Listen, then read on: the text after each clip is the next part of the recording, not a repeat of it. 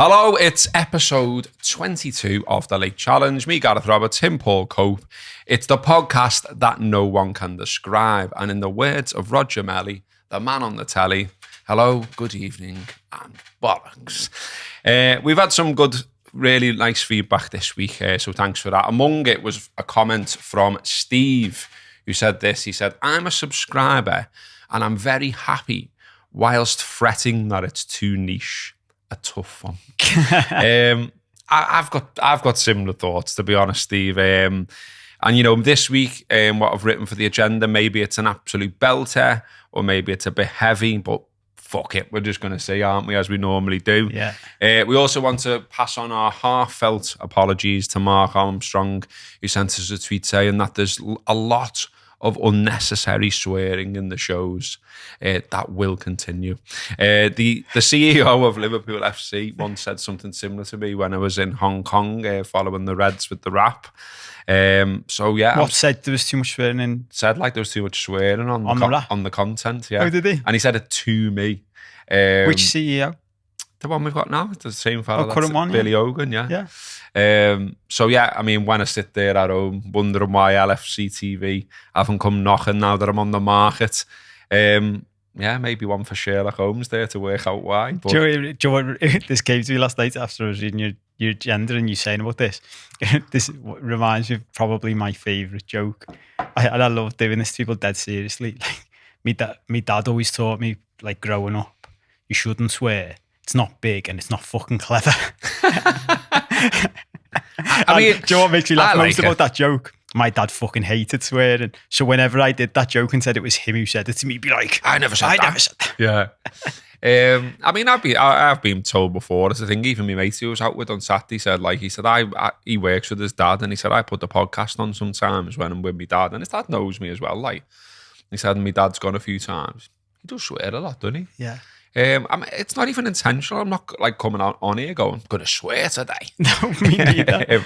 It just I don't get it though. Like, maybe I go the other way because my dad was so against it. Like we said, like, you know, there's a lot of people, I mean, maybe it's the same everywhere, but we only know in our bubble, if you like. But in Liverpool, it's a thing, I think, isn't it? Yeah, but it's an emphasis thing. Exactly. Have we talked about this on the show? Like, I hate it when people say it shows us like a lack of a good vocabulary, because, and this reminds me of, I remember watching, like, I always remember like watching a gangster movie, or the one that's in my head is always Heat, do the movie with Al Pacino and you know, and there's like loads of big like shoot up scenes with like trucks falling everywhere and that. And my dad, we'd be watching a movie like that, and my dad would turn to me and just go, just no need for the language though, is there? And I'd go to him, there is, yeah. Like because yeah, if they were all just there going, flipping hell, Bobby, that was a bit dangerous. Wow. You'd be like, this is shit. Yeah, it's not realistic. And I've often challenged people this, and I've heard other people say this. There are sentences that if you put the word fuck in, or a derivative of the word fuck in, fuck whatever it is, you can't replace that with a word that has the same impact. And I've challenged people loads of times. Use a word that isn't a swear word in place of fuck and make the sentence have the same impact. And you can't do it. It's a powerful word. It's good. Yeah, I'm with you. Okay, well that's that sorted. Yeah. So yeah, sorry, Mark. Yeah, sorry about that, mate. Hopefully you carry on watching, listening, but you know, just don't do so when the kids are around. Maybe there must be an AI that like will bleep us out now, mustn't there? There probably is. Yeah. You can run it through something and it'll take all that out. Yeah. We got another comment as well which said, "Yo lads, really enjoy your podcast.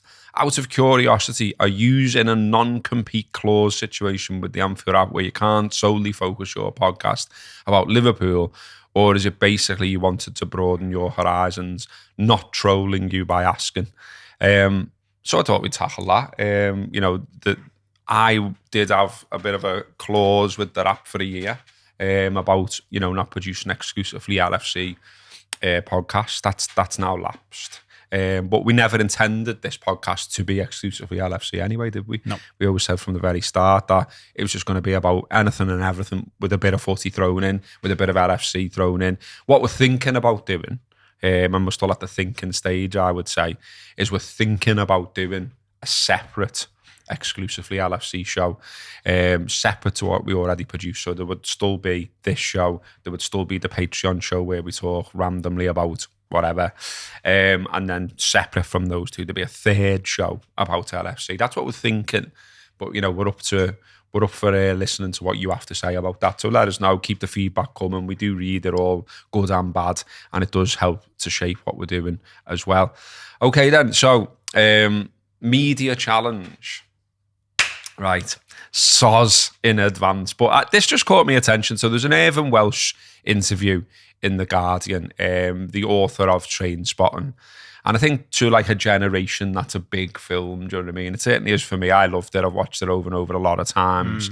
I went and watched like that, the new one, not a few years back with my mates in the pictures and all that, because it meant a lot. And we even when we're out on the aisle now at like 47 and thereabouts, little quotes from Trainspotting will still come up. There's a couple of lads who can do good impressions and you know what I mean, and things like that. Yeah, so before we carry on, right, I want to check something, because we've just been having a laugh before we started recording about the lads in the studio were much younger than us, so we often like reference things that they don't know. Do you know Trainspotting, lads? Yeah, of course. Yeah.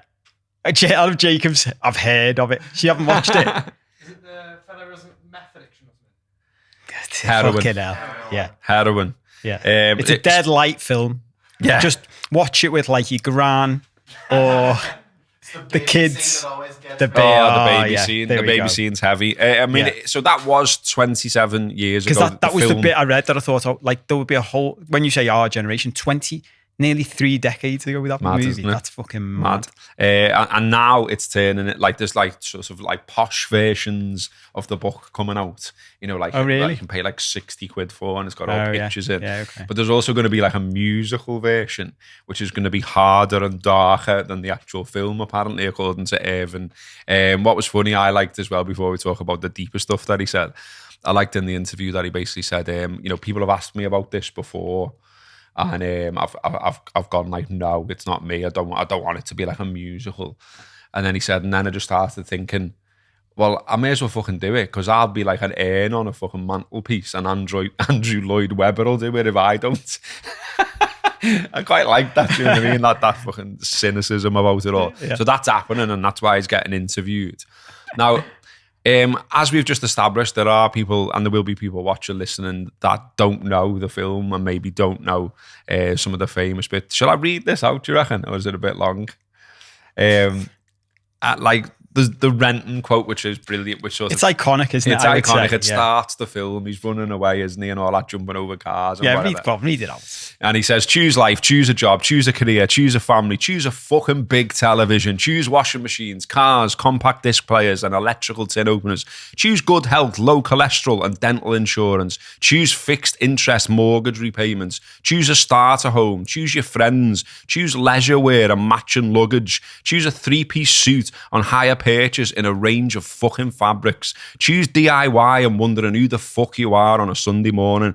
Choose sitting on that couch watching mind-numbing, spirit-crushing game shows, stuffing fucking junk food into your mouth. Choose rotting away at the end of it all, pissing your last in a miserable home, nothing more than an embarrassment to the selfish, fucked up brats you spawned to replace yourselves.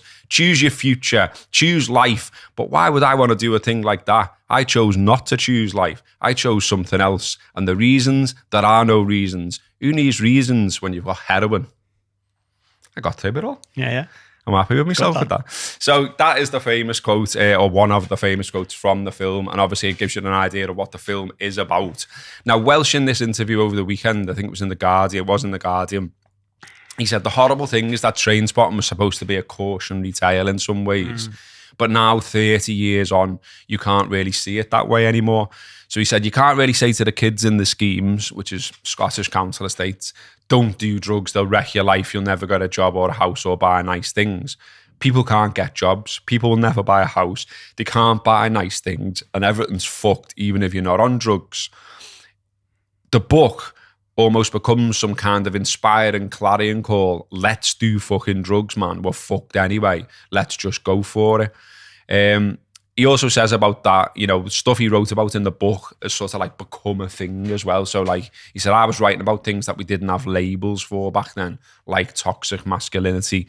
The characters were having mental health and existential crises, and really what's different today. He said, is it any wonder people don't know what their place is in the world? Capitalism is on the way out, but we're not mature enough for socialism. And instead, we're sleepwalking towards some kind of fascistic model, and pretty much everything is toxic. What do you think of all that? It's heavy, like, isn't it? But, like, what that was based on, and, like, say, certain estates and areas, Glasgow, I think Dundee as well is another sort of little bit of a hotspot for drugs up there in Scotland. We've got our own places, even in this city as well, where you could say similar. Do you feel, as you're going around in life, that people think like that? How we spoken there about life? Well, do you know what? The first thing that popped into my head as you read that out then was, and I remember this is a mad thing that popped into my head, was Donald Trump talking about the world, right? And how much of a horrible place it is, basically. And like where I am with it is, on a very base level, what you see of the world is just a reflection of what's inside you. Full stop. Like, it doesn't matter. Like, you can pick any topic you want, and I won't argue with people anymore about this stuff, because the world is whatever you think it is. So if you think the world is like completely sexist or completely racist or completely evil or the opposite, completely good or completely fair or completely lovely, you see what is inside you and whatever you want to see. Confirmation bias kicks in, and so I actually think it's quite dark that he himself is saying this stuff, because I'm like, yeah, that's his viewpoint of the world. And the other thing is, it's 30 years ago, and he says he says at the start that it was supposed to be a cautionary tale in some ways, but 30 years on, you can't really see it that way. But the reality is, this story has always been there. Do you know what I mean? Like, I think about this a lot, about how there's always people who want to change society and like break everything down and rip it apart and start again and all that. But if you go back through civilizations, society's always pretty much been the same. Do you know what I mean? Like, if you put millions of people together, large numbers of people tend to separate themselves out into a certain way. And what we think of it often is dictated, obviously, the thing I've just said about what's inside us and how we perceive everything. But then I read a great book on this once called Factfulness. Did I ever recommend that to you? Can't remember. But it's a boss book, and it's a guy who's basically a researcher and a statistician. And he was basically just saying, the world's well better than you think it is. And the world is, if you look back over time, the world is better now than it's ever been. And it's gradually getting better. The problem is, our media focuses very narrowly on shit. Well, we've talked about that before, haven't we? Yeah. We know that, negativity is the fuel of media. Exactly. Basically. So he said, and he said something about like, actually in levels of intelligence. He would go around like universities and surveying different people, and even just doing lectures, and he would just ask the audience like things like, do you think the world now, there's more poverty, less poverty, or the same amount of poverty as 50 years ago? And he went, it doesn't matter like the level of intelligence of the crowd he's speaking to. He could be speaking to a top university, could be speaking to a school. The answer would always come out the same, and generally people would say there's more poverty than there used to be. And he's like, that's a perfect example. He went, there is like on a literally like multiple times decrease it. That this is not a very articulate way of saying it, but like poverty is drastically reduced than it ever was worldwide. Like poverty is coming down drastically all the time, but you would never think that, because no one ever gives us like the wider picture. Do you know what I mean? They'll always just focus on the worst bit. So the worst bit of where there's drugs, the worst bit of where there's poverty. So our perception then becomes, yeah, it's all fucked. But that's all part of. And it's funny because what you want to talk about, I think it ties into conspiracy theories that we're going to talk about. Are we going to do on the Patreon? Yeah. Well, which is about control. Like, how do you control people? Yeah. Make them afraid. Well, I mentioned that we all do operate in a bubble, don't we? I'm always conscious of that, and like, sort of, my life and how that operates and how that works and what's knocking around in my head. It's very different to how, thousands of people who are watching or listening to this will lead their lives.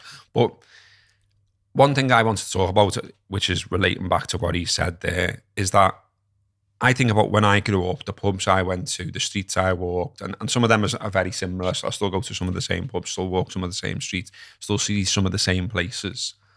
And a lot of them haven't improved. They've gone the other way. And one thing I'm genuinely staggered by on a regular basis, and I'm sure some people who watch this will say I'm a busy or some bollocks, but I just think it's mad how normalised in what I see, how normalised coke is now. It particularly in this city, but I'm not operating in loads of cities, am I? I'm not going off and I'm not in Manchester loads. I'm not in London loads. So I don't know. I can only speak on, about my bubble. But that is a change from when I was 20 or whatever, or when Trainspotting came out or whatever. So, I can remember little things that I gradually noticed, and it's in my eyes at least, it's got worse and worse. So it's just things like, you go in bogs now, and it's almost like, depending on where you are, but in some places you can go into bogs and you can almost be made to feel like a weirdo because you're actually going in the bogs for a piss. Do you know what I mean? I'll just interject it. It always brings a smile to my face. I bet you this, if you did this, a snapshot 30 years ago to now, how many lads are queuing for the cubicles? And you're I can imagine taking me dad in, and he'd be like, God, loads of lads need a shit these days, don't they? They never did years ago. They go in together. Yeah. Imagine that. Imagine if they were going for a shit and they're going in together. You're what are they holding? Yeah, what he is doing. I mean, yeah, if you saw, that's what I mean. So if you stepped out of his generation and suddenly, threw him in as a young lad into this one, and he's socialised, and he'd be like, well, what are you doing? And that's what I mean. That's where there's been a change. Things as well, I can remember my local from, when I started going to, 17 or whatever. But, I can remember they installed in the bogs, sloped shelves on the back of the cisterns and things like that to make it harder to be doing lines off there and things like that. And it kind of feels like all these bars and all these clubs, or certainly a lot of them, have just sort of give up now. They've lost. They know they can't control it. Well, it's funny you say that. I remember years ago some went the other way. What do you mean? They were giving it out? No. Yeah. Just giving out coke at the door. No, making the bogs cocaine user friendly. What do you mean, Just people in there making sure Joe dusting off, no, just toilets. I've got to be careful what I say here. Toilets doors top to bottom, so you can't see in. Do you know what I mean? Okay, yeah. Flat, literally flat surfaces to use, mirrors, blah, blah, blah. Little seat in there for your mate. Yeah. Do you know what I mean? So you can take it in turns on the yeah. But I just do feel it's become normalised, and I just want to have a conversation about that, really. I mean, I don't expect people, particularly to I'm not preaching, I'm not saying here's my advice or whatever. I'm just saying I just want to have a conversation because I don't think people talk about this that much. And so I just thought it'd be interesting to talk about it. Because if there was a profile of people I would expect to get in, to have a go of stuff, drugs wise, I would expect younger people to have a go of it. Because I think, you're more hedonistic, you're more carefree. You'll have and then as you get older and as you get more mature, you're okay, I did that, and now I'm in another stage of my life and I don't do that. But what I see, and that's the more shocking thing for me, is our fellas, touching 70 or whatever, you know what I mean? I seen a fella the other day, and he's got to have been late 60s, and he was waiting for a taxi, and he just got out a little, bag, put it on the back of his hand, did a little line just in the street waiting for a taxi, and I thought, that's mad. Do you know what I mean? He's got he's got kids. He's a dad. He's a granddad. And I just thought I always think as a sell anyway. That drug to me is shite. You know what I mean? I remember one of the last things I did with the rap was we did a documentary. Me and Amanda Jacks from she was then at Football Supporters Association, about sort of the culture of some football fans and how some of it can be a bit dangerous and all that. And we interviewed loads of lads, and a lot of them, and a policeman we spoke to as well, was saying it's becoming ingrained in the culture of some of these groups of lads. They go away, they get the ale in, they get the bags in, and like it's just like licking an ice cream. It's just like having nuts with a pint. You know what I mean? It's like you don't think twice about it. It's not like, hang on, that's not like having a spliff. That's not like having a ciggy. That's not like having a pint. It's much worse. And like there doesn't seem to be any like. It's just like, oh yeah, and you know, like I've seen women in like the late 40s, even in the 50s, doing it as well. And again, I'm like, I wouldn't expect. I don't know. I wouldn't expect in the way my brain works that you'd be doing it. And so it seems a bit shocking to me to see you doing it. And that's where I'm saying, like, it's become normalised. And it defo never used to be like that. That's not like rose tinted spec. That's a change. But why? But what do you think it is? Because I think there's a very basic reason why it is. What do I think it is? Well, yeah. I mean, another thing I was going to say about that copper was that he said, what he said on that documentary, he said the stuff we pull in, the stuff we seize, he said it's never more than like 30% actual cocaine. Yeah. So there's another thing. Like, what are you even sticking up your nose? Do you know what I mean? Why do I think it is? Well, one, it's become more freely available, obviously. I mean, I put some stats in this thing where the busies are. I'd put out something and like, you know, the record amounts of cocaine and ketamine seized by border force. And, you know, this press release is obviously like banging the drum for their work, saying they've received like pulled in tons of drugs and broke supply chains and all this. But when I'm reading it, I'm just thinking, well, how much is getting in then? Do you know what I mean? The dark side of me like to think this is quite funny though. Like the border police are like doing a press release for how good they are. Look at how much coke we got. I know. Like, all right, go on. But you know, the fact we all know, I think, you know, we're all not daft. Yeah, okay, you've pulled all that in, but you know, it's absolutely everywhere. It's all over the show. It's freely available. Like I say, any pub or bar, seemingly these days, you go in, someone somewhere in there will be on it. And like I say, I just find that mad because you know, in my generation, in my day, to sound like a proper hard fella, you know, I would say having a spliff was like a thing to do, was a thing that, you know, people might do in groups and you know, would be similarly used to what that is now. Do you know what I mean? It's that kind of level, I think. And like, you know, going back to the Irvine Welsh stuff, which is what triggered the conversation, is that because people just think life's shite, and so like this is a way to escape from it? Well, go on, what's your theory? Well, it's an interesting conversation. Yeah. Well, I said to you when you sent this across to me last night and said, "Do you want to talk about this, or is it a bit heavy?" And I said to you, look, I'm happy. It could be a bit heavy. I'm not sure it will be actually, but I made a point of saying to you, but it's one of the topics actually. I think we tend to be fairly close on opinions on most things with variations. Do you know what I mean? And people enjoy us like coming back and forth. But actually, this is a topic we're probably like polar opposites on. So that'll be that's interesting in itself because. And I don't know where this came from for me. This came from me a long time ago with these types of like thoughts. Because the first thing, so to answer my own question that I asked you before, I think the reason it's everywhere now, and it wasn't when we were younger, when we were sort of early 20s, say, is price. Like the supply of it has become so great that back then it was like, I always remember when we were first drinking, Coke was like a premium drug. Do you know what I mean? It was like an expensive thing that most people couldn't afford. I remember when I first started like working in the legal profession, actually, Joe, in London, and in those circles, it was a drug that wealthy people would take. So, but then it like the market got flooded more, and when you think about when you look at it from a business perspective, right, and any good, like that often happens. A product starts out as like something that wealthy people have, and then they slowly spread it to the masses, and you make it more freely available. The price comes down, and more people can afford it, so more people will take it. But the big thing, and I think this is the interesting bit about it, right, is even as you're talking about the different drugs, think about the story you have about what those different drugs are.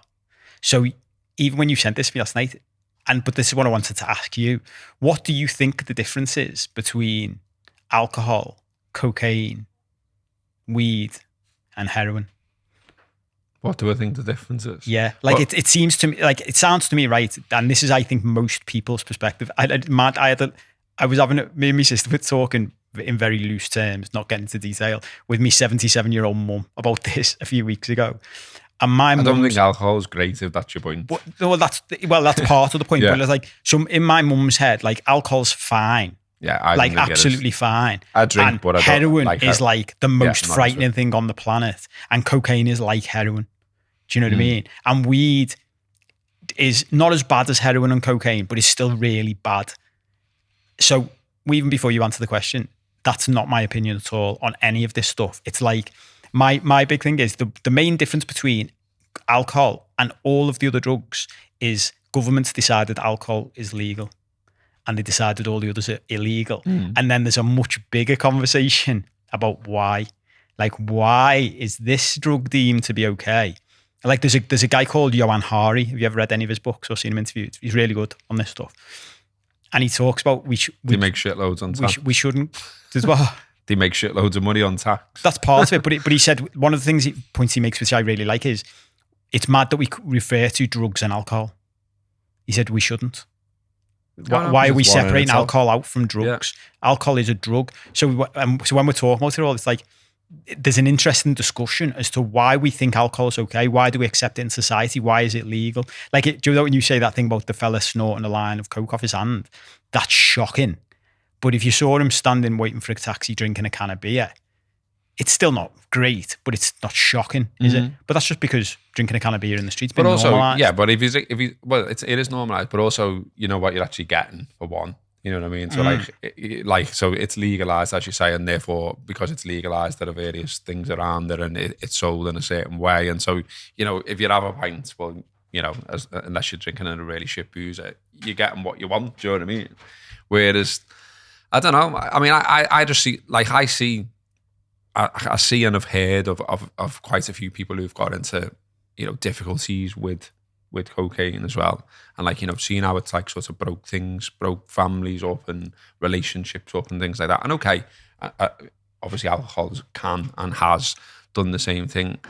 But I don't know, like the actual sell of it, I just don't get. Like nothing about it particularly appeals to me and never really has. I just sort of think, you know, seeing a lot of people on it who've acted like dickheads. And again, yes, I've seen that on ale. But I think this is an interesting, like even in your mind, what's the difference then? Because like in this, you said sort of about like people talking shite. I think my view is everything you can say that's bad about cocaine or heroin or weed or whatever drug you want to name, you can at least make the same arguments about alcohol, and often a much worse argument. So I've seen psychologists talk about alcohol and say it's the worst of all the drugs. Like it's alcohol's effect on us, like psychologically, on society, on families, on like literally the number of people who die every year through alcohol abuse. And that's just like direct deaths. That's not the knock-on effect of it. Like something that because I've given up now, obviously, after a lot of, I always say to people when I talk about like having given up and stuff, let's be clear, this is not me preaching from an ivory tower. Like I was a fucking big drinker. Like I drank a lot of alcohol in my years between being, I probably had my first drink when I was 15, probably started properly drinking when I was 16, 17, and then gave up fully when I was It's 42. more addictive though, isn't it, cocaine? Like it's not, you know, like I don't know is the answer to that question. I don't know. Well, you know, if you look at the science of it and the amount of dopamine that's meant to, you know, be released and stuff like that, you know, like my reasons for still drinking when I look at it, and I've considered it loads about jacking it in, and you know, I'm trying to like sort of, you know, at the minute like be a bit healthier generally and look after myself a bit more, and I've cut down loads. I don't drink in the house now or anything like that. It always comes back to me to being like a social thing. And like, you know, I wonder whether there's a generation who are growing up thinking, well, cocaine's a social thing and that's why I'm doing it. You know, and I even think about like, you know, Jamie Webster played those big gigs at the Pierhead at the weekend and, you know, fantastic, and I'm made up for him. I'm glad that he's done so well. But, you know, like in his Weekend in Paradise song, he talks about like sort of, you know, like being on like a bender with your mates and like, is it a weekend in paradise or is it actually a bit shit? And like, you know, is there a time when you wish you'd got off earlier? And you know what I mean? And that they're like little themes in his song. And I think that's interesting that's in there. Do you know what I mean? So are there loads of lads who are just like doing it because they feel it's the done thing, or like everyone on their coach is doing it, so that they don't want to be the believer. Are you talking about Coke now, though, or ale? Because all of that, you could be talking about ale. Yeah, 100%. Like I remember, Joe, being the first seeds of me giving up ale were probably 8 years ago.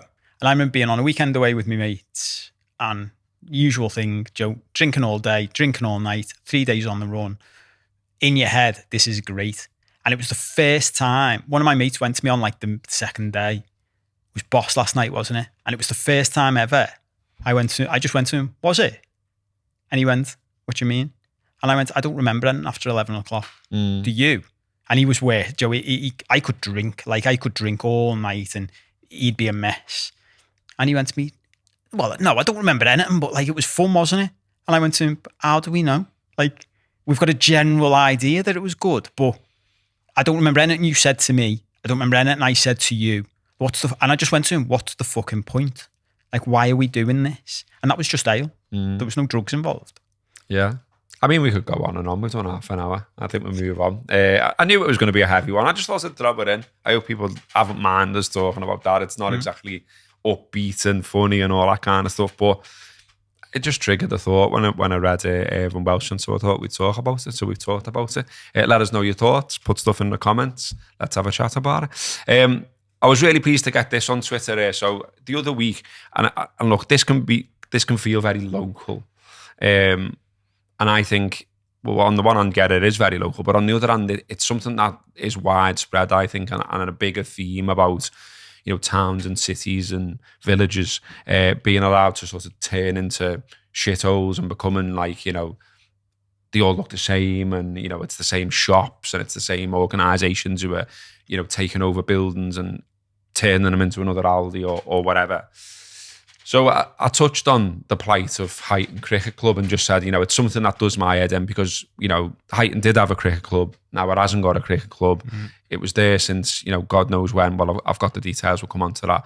And now it's nothing, and it's being allowed to be nothing. And there's a fella sitting there who owns that land waiting for his payoff rather than giving a shit about like the community that land served for all this time.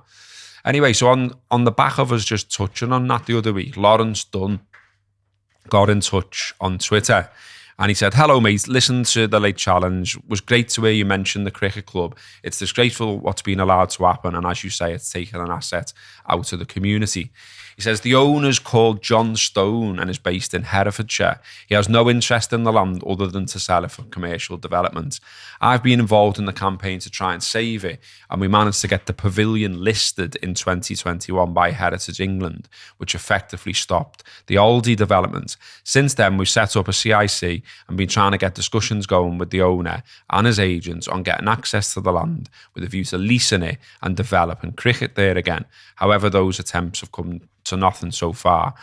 They've got a Facebook page if people are interested in this kind of thing. And look, I know the majority of people aren't going to be from Huyton who are watching. I get it. But why I wanted to read this out is these are just sort of like, normal people who want to save something. And I think there's something in that. There's something honourable about that. There's something nice about that. And what I liked in the message from Lawrence, he says about the Facebook, which is Save Huyton Cricket Club. He also says, if there's any way you can mention on the pod, that'd be great. Everyone involved lives local to the club, wants to see it brought back to life. But he also said, if there's anyone who sort of got experience of this type of thing or knows how to get like funding or grants you can apply for or, experience like that, but then it doesn't matter where you're from. You might be able to dive in there and help these people and help that hopefully be saved. The post they put on about the cricket club on Facebook, it was a bit of an update to say what they were trying to do.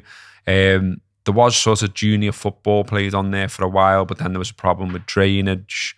They did apply for some grant funding, and I think they didn't get one that they tried for. So yeah, those with experience in writing business plans, fundraising, and applying for grant funding in particular would be very beneficial at this time. So just thought to give it a shout, because if that's you, if you have got experience of that kind of stuff and you can help, look them up on Facebook, Save Huyton Cricket Club.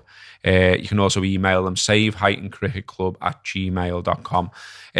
when I went back to this and just had a little look as well, there was something that just sort of fucking triggered me again, and it took me back to stuff I reported on back when I was a news reporter a long time ago. And I remember, like, you know, I was on a little newspaper in Ellesmere Port, and I remember a very similar story to this, and it was like fields that were used for football, for juniors and all that kind of stuff. Big bad supermarket comes in, wants to build, you know, another one on this land. The bit that triggered me, because it took me back to that time, is when they throw what is essentially a community bribe in. Do you know what I mean? So 2020, Aldi abandoned their plans, and the Echo did a story on it.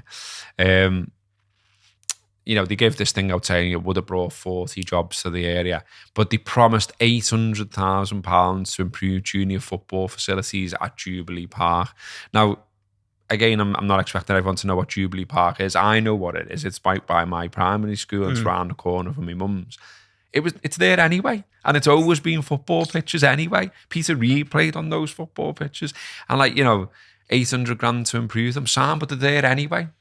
Like, so can we just have the cricket club? Yeah. And can you just not build another supermarket right by another one, by the way? Do you know what I mean? So, like, you got a roundabout, massive Asda, one of the biggest ones in fucking Europe or something, and you want to put an Aldi. Yeah, but Asda doesn't have that aisle down the middle, does it? With all the random shit in. So, but you know what I mean? And it's just like, I don't know, I find it all a little bit sad. But you know, even as you put that, then it was like 800 grand to spend on Jubilee Park. £800,000. What are you going to fucking spend 800 grand on footy pitches? I know. Just on a local park. Just, I don't get. Undersoil eating. Yeah. Like, I know. That's fucking crazy. But yeah, I mean, I don't know. Maybe I'm just on some big soap. But I mean, you know, there's always, I think you just said before, there's always, like, you know, another angle or another type of person that doesn't agree with you. And I get that. And even when I went back and read that Echo piece, I was like, oh my, like, there was comments, you know, like saying things like, oh, we're well in. So, like, something that no one was asked about, and now we're not going to get 40 jobs for the area. And it was like, I don't know, in my head, I'm thinking, well, no offense to people who work in supermarkets, none at all. I'll work in a supermarket if you're offering me the job. But there's more to life than just having another Aldi, surely. Yeah. You know, isn't it nice when you see kids, like, playing out, playing cricket, trying a sport, getting involved in something, you know, being involved with the teammate. And also that, you know, that pavilion at Huyton as well is quite unique in that, like, one side was the cricket ground and the other side was bowls, and, like, it's like a double-sided, so I went and read the thing on the heritage site and all that, and it was saying that's quite unique, and it goes back, like, a long way. I'm trying to see if I saved that bit. I might not have done, but, you know, you're talking, like, sort of, you know, 19th century and all that kind of stuff. But before you go on to this next bit, this is right, and the conspiracy theory stuff, we could spend days, forget shows, I could spend days talking to you about this stuff, right? And where I go with it, because it ties back into what we've just been talking about. Like, if you want to, like, my idea of the way the world works, everything to me comes back to money, control, and power, right? So if and this goes back to Roman Empire days, maybe even before, right? And I don't know about it in detail, but just think about it. You want to control a population of millions of people, what do you do? Like, you build Aldis. You build Aldis with, like, with the middle aisle with random stuff. No, like, you give them things and you do things to the plebs that just keeps them down. Do you know what I mean? All the time. So think about it. I was thinking about this, laughing to myself this morning. If you run a country, right, and you don't want, do you know, like, protests and fucking getting people on your back and going, would you rather have all the people drinking alcohol or everyone fueled on pure cocaine? Think about that. Why is one illegal and one isn't? Because one makes everyone, it's a depressant. It keeps everyone down. The other one is a stimulant. Now, everyone will get on to me about, like, the side effects and all that, blah, blah, and I'll have a big debate with you about, go back to prohibition in America. I always talk about people like this. Yeah, tweet Paul Cope, not the late challenge. Don't tweet me. I won't reply. But think about it, like, there's literally a test of what happened when they made alcohol illegal in America in the 1920s. It went the way illegal drugs do. People started making it, like, it just drove it underground, drove it into the hands of criminals and gangs and gangsters. And they started making moonshine in fucking bats that made people blind.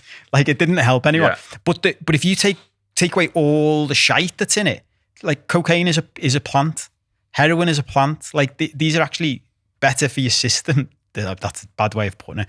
It's less harmful in its purest form than many other things, especially the shit you put in with it. But just go back to what is it? It's a stimulant. If you pump a fucking army full of cocaine and then say, go and fucking protest this cricket club closure, they'll get well more done in short space of time. And I think it comes back to this. But as you know, as an organisation, we're not advocating that, of course. Fact of the week, move on to that. Just still on the subject of cricket. So thanks to Paul Fitzsimmons for sending this one over. So he spotted that Liverpool Cricket Club as being given a grade 2 listed status for its pavilion. So, you know, not a dissimilar situation to the Huyton one.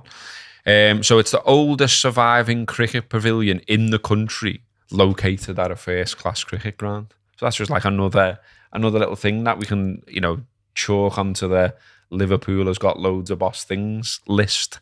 So it was built in 1880. And yeah, it's been grade 2 listed very recently. So yeah, thanks for that one, Paul. Just a nice and easy one that to read out. I don't think we need to have a big debate about it or anything. It was just a nice one, fell into my lap. Thought I'd read that out. Keeps it going. I will dig out more. I've got one actually. I've got one ready for like the next show. And then Paul's one came and I thought, oh, sound, I'll have that then. But when I was like on my little Whittle adventures the other week, and I had a bit of a wander around, because I like to do that. You know, like if I go to a place, if I've got time, whatever the reason I've gone to the place, if I haven't been there before, I just like to have a little mooch. You know, like what are the shops like? Yeah. You know, like what vibes am I getting here? Yeah. Can I get lemo in the local pub? No. But I had to wander around like sort of Wallasey, Liscard, which is a new one on me. Yeah. And I spotted a little statue on my travels, and I was like, oh, I'm gonna do that. That's one of my facts of the week. Oh, now. you're gonna keep it back? Yeah, I'm keeping it back. This is a teaser. Well, it's a teaser, but it's something that keeps coming up when I'm looking for stuff anyway. So it's like, that's interesting. And then I didn't realise there was a statue to the person, and now I do know that. So it's like that's going to be, I think that's probably going to be my next week one. But, you know, people from that area probably know what I'm talking about. But yeah, spoilers. So I wanted to move on to, we've still got time, social media challenge. Just making things up now. I was thinking that the other week, we just put whatever we wanted for the challenge. Yeah. I mean, to be fair, that was one of the reasons I thought the name worked back in the day when we started, because I thought, we can do a show about anything and call it challenge, the drugs challenge, the beer challenge, anything challenge, food challenge, whatever. Anyway, so social media, I'm sure as a lot of people know, Twitter applied a temporary limit to the number of tweets users could read in a day over the weekend. Unverified accounts were limited to 1,000 posts. New unverified accounts 500. And accounts with verified status could read 10,000. All of those were upped from an earlier lower number. But it's fair to say it pissed a lot of people off, and like pissed me off, to be honest, because I was trying to do like a bit of social around the late challenge and stuff. And then this stuff was coming up and I was like, what's this? And do you know what I mean? And I think that was a lot of people's reaction. You know, you're used to using it. You're used to using the platform. You use it in whatever way you use it. You might get your news from there. You might get the sport or the footy from there, whatever. And then all of a sudden it's saying, you've looked at enough today. I know. And it's like, what? I thought that was the funniest bit. Like, there would have been loads of people, because I follow Elon Musk, so I saw his tweet so I knew about it before I'd started using it. Do you know what I mean? Yeah. So I saw his tweet and was like, oh, that's funny. But there would have been people who were just using Twitter without knowing that this change had happened. Yeah. And then all of a sudden it's just going, you've looked at enough tweets for one day. I know. And it's which is mad, isn't it? And look, people don't like, you know, you mentioned control and all that. I think a lot of people, I should always say that, shouldn't I? Because maybe some people aren't asked. But I think a lot of people don't like being controlled, or feeling they're being controlled, or feeling someone dictating something to them. And so I think a lot of the reaction was obviously that. Yeah. I think as well, like, you know, when it's wrapped up around the business, or when it's wrapped up, like I seen someone tweeting about like they were fundraising for something and Twitter was sort of central to that. And then this had just like kiboshed all their plans around whatever they were fundraising for and things like that. What I would say, sort of having read up on it, it was annoying. And my initial take on it when it happened to me was like, oh, hang on, so is this just another thing where it's basically saying you've got to start paying for this platform? You know, like, because obviously if you were verified, you got to look at thousands. But if you're a pleb on a free account, oh no, you've had enough today, sir, trot off and go and do something else. Yeah. So that annoyed me as well. But when I started to read up, I'm not defending the fella here because I still think it was a bit of a weird thing to do to what are essentially your customers. But his explanation, which I think might have passed some people by beyond the tweets he put out, was that basically he was talking about data scraping and system manipulation. And when you read into that a bit more, we've talked a lot about AI and ChatGPT and Bard and all of those kind of things. He's basically saying that these companies are training their language models by scraping data from Twitter. And so him as the boss of Twitter saying, well, why should that be allowed? Yeah. And so this was supposed to be a way of kiboshing that. But the knock-on effect is he's pissed thousands of people off again. And now people are like, you know, talking about other platforms and all that kind of stuff. So, yeah, what did you make of it all?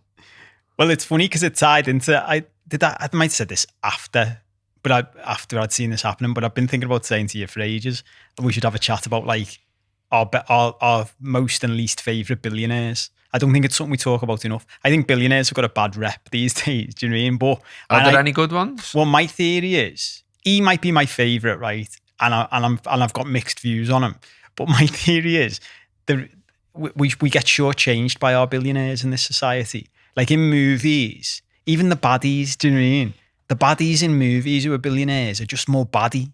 Do you know what I mean? Like, there are loads of people who think Bill Gates, whatever your view is, like, look, Bill Gates is this fucking evil villain. And I'm like, it's a bit disappointing that though, innit? Do you compare it to like a James Bond baddie? Like, if you're going to have a baddie, I'd rather someone was just a proper baddie. You like build like a new city under the sea and all that, and kill James Bond. Yeah, fucking abduct the fucking prime minister or fucking take over a country, do something. Like, but stop fucking dicking around pretending you're not a baddie. Just be the baddie. But the other side of it is, which I think is even worse for them from a reputation perspective. Like, none of them are like big balls enough. I don't think. Like, I think more of us would respect a billionaire if they were like a ballsy billionaire. You're flying around in a helicopter, lashing money out the window, whatever. Just acting like one of the things I don't like about Elon Musk is he tries to be dead humble. Like, he doesn't have, Joe, have you seen stuff like he sold he doesn't own houses and stuff like that. Oh, no. And he'll sleep under his desk at work and things like that because he's all about just, you know, trying to save humanity and everything. And I'm just a bit like, I just think it's just a bit odd. I mean, I could talk about these. Have you ever told you my theory on billionaires? No. Like the alien bloodline. What? Yeah, I reckon. There's theories. Here we go. Right. There's theories. There's an alien bloodline on the planet. Jacob. I've got this thing, right? If you, I'm fucking hell, I'm going all over the place here. Do you remember when it came out? Jimmy Savile was a nonce. Yeah. I was watching Mickey Flanagan at the weekend. Mickey Flanagan's got a bit on this, and Mickey Flanagan's got a bit on like older people doing coke. You should watch some of that. He's got all the answers. But the thing about Jimmy Savile, I think, is the same about billionaires now. When it came out to Jimmy Savile was a nonce. We all went, how did he not know? Well, do you know what I mean? He actually wrote a book, and it was in the book. But even the way he was dressed, like, he looks like a fucking nonce. Look at all the billionaires, right? They all look a bit odd. They've all got like shiny skin and this like mid-distant stare in their eyes. I reckon one day it'll turn out they're all fucking aliens, and we'll go, people like our kids, your kids, grandkids, they'll be like, how didn't you get onto that though? Like, it was dead fucking obvious. He doesn't look like a real human. Listen to him talk. I always have this thing that like... So your theory is he's an alien? I think not just him. Zuckerberg, Jeff Bezos, Bill Gates. I think they're all aliens. Wow. You having that? No. That going in the direction you expected? No. I just thought we were going to be talking about Twitter and paying £6.30 a month to get a blue tick. But it's all part of it. What do you think of him? Do you like him? I don't know that too much about him. And I mean, like I say, you know, I think the way he's sort of handling Twitter since he's been in charge leaves a lot to be desired, to be honest. You know, it's become, rightly or wrongly, part of people's lives. And I just think, like, you know, the way he's trying to manipulate it at times is a bit weird. And, like, you know... What don't you like about it? Well, the way he handled that over the weekend was absolutely shite. I think the thing about, you know, the verified accounts as well, you know, just... That didn't need changing. I don't know what we're paying for. I don't know what £6.30 is for. So I'm not going to pay it. I'd rather fuck it off. I've got £6.30, like, but I'm not. You know, like, Twitter's being, like, good for me. Not good for me in some ways and bad for me in others. So, you know, like, you know, probably spend far too much time arguing on there and allowing it to affect me mood. But the other side of the coin is it's helped me build platforms like the app, Well Read, this, you know, whatever. So.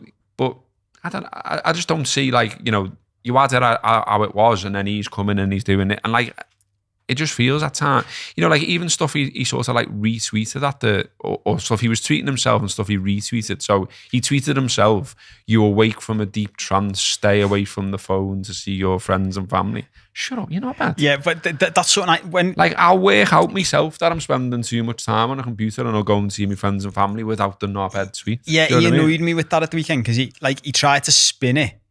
It's like he thought, oh, actually, I can make this look better. Like, I'm trying to do you a favour by getting you off Twitter. You're like, fuck off, mate. You're not. Like, that's not true. You've spent a lot of money on this. You want people spending. He's often tweeting about how much people are spending more time on Twitter because that's the fucking point. We get that. We're not fucking idiots. You don't need to spin it that you're trying to do us a favour because you're not. You're doing it. And this is where it is funny. And I like the wider picture of the world, like that we don't really see the plebs. Like, this is like billionaire power struggles behind the scenes, isn't it? Like, he said, because you know he was involved in OpenAI that's behind ChatGPT. So, like, if he's seeing them, because when he first started it with them, it was a not for profit, and then they turned it into a for profit, and he's not happy with that. Microsoft's involved now. Like, these are all fucking rivals behind the scenes. So part of it is when you've got the money they've got, or the wealth they've got, or even if it's on paper. He could make that decision just to piss off all of them and just be like, I don't give a fuck. I'm not arsed. Like, what difference does it make to me? But you're not going to fucking scrape my site. Do you know what I mean? Yeah. I mean, he retweeted one as well, which is a parody, you know, an Elon Musk parody, but then he's retweeted it on his actual account. And that one was the parody was saying, the reason I set a view limit is because we're all Twitter addicts and we need to go outside. I'm doing a good deed for the world here. Also, that's just another view you've used. So yeah, I think he did try and spin what was essentially a fuck up into like, oh yeah, I'm doing you a big favour. You're not. But equally, like, you know, there is a conversation to be had, and maybe we're not going to get that deep into it because of time. But, you know, you thought deeply about your social media use, haven't you? And you use it now in a very, like, restricted way, don't you? Like, you know, even like WhatsApp. Like, I can message you and I know now how you use it. So it's like, I'll just put it in the group there, and I know I'm not going to get a reply until he decides it's a window when he's looking at social media. Because you don't allow it to enter your world, do you, when you don't want it to, basically? Yeah, I try not to. It's easier said than done. But yeah, I'm about to do another batch. I regularly come out to WhatsApp groups and just say to people, this is do my head in now. Like, I'm coming out because yeah, and social media is the same. Like, so you're gonna leave the late challenge one? Probably. You just do me fucking head in. Too many fucking messages.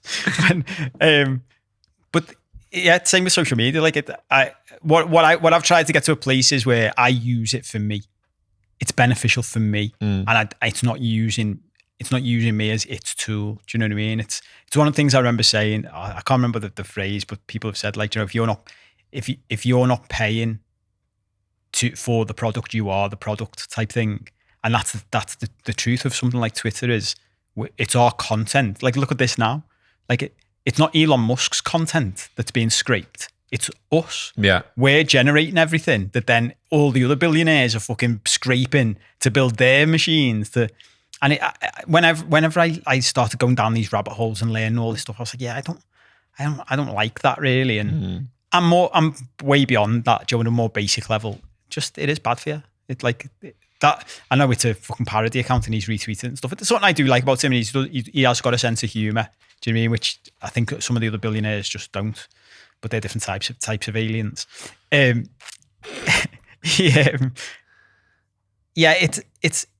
not good for you at the end of the day. Like, it's not good for your mental health. It's not good to spend a long time on it. Well, like, I said to you before as well. Dip into it, dip out of it. I've periods where, you know, like, I think I've already mentioned it to you. I don't know if I mentioned it on a show. Like, I'm reading a book at the minute called Indistractable. And what I really like about it is it's basically saying one of the principles of it is the idea that everything that you know you might do in a day, you should set a time period for. Was there a podcast about that? Yeah, he was on Thingio. Someone emailed me the other day saying I mentioned an Indistractable podcast on the show, and I was like, I don't know what you're talking about. There you go. There's your answer, mate. Yeah, he was on, what's that fella called? Who does the Diary of a CEO? Steve Bartlett. Yeah, he was on his show. There. That was it. So I listened to him on there, and then I bought his book off the back of it. I'm still working my way through, but that really basic thing of saying, rather than say like social media is bad, or, you know, playing a game is bad, just put in your diary on your phone, from this time to this time, I'm going to do that. Yeah. And then when your phone pings to say the time's up, stop doing it and go and do, you know, and have something else that you want to do. Have something that you think's good for you in there as well. You know, like read from this time to this time, or go for a walk from this time. And he said, rather than having like a to-do list where you haven't actually scheduled anything, you just basically made a wish list of things you'd like to do. Schedule it. Put actual time in a diary to like almost like to the nth degree. Like on the podcast, he was going on about like putting like time in for like shagging and that, which I thought was a bit extreme. I thought, like, you know, scheduling a shag didn't seem right. But like, that's weird stuff like that. I'm like, fucking hell, like that's too much. Books. Yeah. And imagine talking to your partner about that, whoever it is. What's the optimal time for I've got it down here. Ding, between shag. 7:10. Yeah. Yeah, that's too far. But I kind of think with social media and you know, it can have a negative impact on you. There's no two ways about it. That's not a bad idea, I don't think, about the idea that you can, you know, dip in for a certain time period, have a look around. When it's up, and leave it. Yeah, definitely. I don't need a blue fucking tick to do that, do I? No, well, you've only got your 500 fucking pleb. That's well, what that's turned off now. Oh, was he turned back off altogether? Yeah, he's turned it back off now. So, well, look, the other point I was going to make is, and it's funny. Maybe there was an army of cocaine-fueled blades outside his house, and he was like, "Oh shit, yeah, let's turn it back off." Stop that. But for people like us as well, and look, anyone who's used loads of social media will have had the same experience. But for people like us who've been involved in organizations that have put out loads of content, and we've seen like the way different people react on different social media platforms. I remember something we always used to joke about at the Wrap, like the different comments you'd get in different places, and like some of them are just like, Twitter was wild, but YouTube comments are just fucking. It's like level. The number of times I think I replied back when I used to engage more. Like, I've replied to people saying, you do realise we're real people, don't you? Could be a show. I think if we had properly thought about some of the stuff we'd had over the years, that could be a show. I've had lads say to me at the Wrap, like, I won't look at the comments. I've seen Joe Rogan say now he doesn't look at comments. But yeah, you know the way I wear a polo 9 times out of 10 like this, and I fasten my top button. I just like that. I like that style. I'm not alone in doing it. But some fella used to comment and say, listen, I know you're heterosexual, but I like to think. What a way to start to comment. But he said, like, I like to think the way you fasten your top button there means that, you know, you'd be aggressive in bed and all this. I had no idea where you were going with that then. I was like, fucking hell. How's he got to that from me fucking fastening the top button on my polo? But more than that, mate, right? More than that. The fact that he's had the thought is fine, right? Ricky Gervais was talking about this, on YouTube, but it's the fact that he's typed it on YouTube and gone like, this is okay for me to do. But you know, like a really weird one that always used to happen as well was like you'd get like really sort of personal abuse, and like most of the other lads would just go, just fucking ignore it, you know, blah blah blah. And like, I've got something that I've tried to work on and tried to do it less, but you know, I'll be honest, it's still there. where I think, no, fuck off. Like, you wouldn't say this to me in the street. And so you're not saying it to me online either. So I'll fucking go back. And so I'd go back and I'd be like, who the fuck are you? And why is it, or whatever. And you get like, only messing, mate. Love the show. Love the show, yeah. I always love that one. Love the show. You've just been fucking abusing. You just called me a fucking, love the... But this sums up, right, what I said to you before we started recording, which the thing that popped out to me when I was reading this over the weekend was, this is frightening, all the stuff we've talked about with AI and where it could go. But if AI is learning how to be us from Twitter interactions, we are fucked. Because it's literally learning. Like, I think one of the reasons I stopped engaging with people on Twitter was, for me, it's a cesspool. Like, whatever it does, again, I've heard psychologists talk about this and people struggle to understand why, actually. It's not just the anonymity, it's something else. And I've noticed it with me, like, my behaviour changes. The way I interact with people and what things I'll say, it's different to what I'd say in real life. So if AI is learning based on those interactions, we are all fucked. Because it'd be like, this is how you talk to each other. Like, not in real life, lads. This is just how we talk to each other on Twitter, and that's just everyone knows it's a cesspool. So, like, the idea you got some like AI mate knocking around in your house, but he's just calling you a cunt, and then you're like, "What are you? You're meant to be my mate." Oh yeah, love the show. Yeah, wild. We've done an hour. That is the Late Challenge, episode 22. Someone said, "Copy quickly, sell the Patreon to me. Sell the Patreon to him." Why should you sign up to the Patreon? It's more. It's like this, only madder. I mean, is that a sell? I don't know. It might be. We go down even weirder rabbit holes than we do on here. If it's possible, I reckon it's weirder than the main. I like it though. I feel like because we're behind the paywall and because we're not in the studio, even maybe like we relax even more, don't we, and talk about even madder stuff. Which may sound, if you haven't listened to it may sound unbelievable considering what we've been talking about.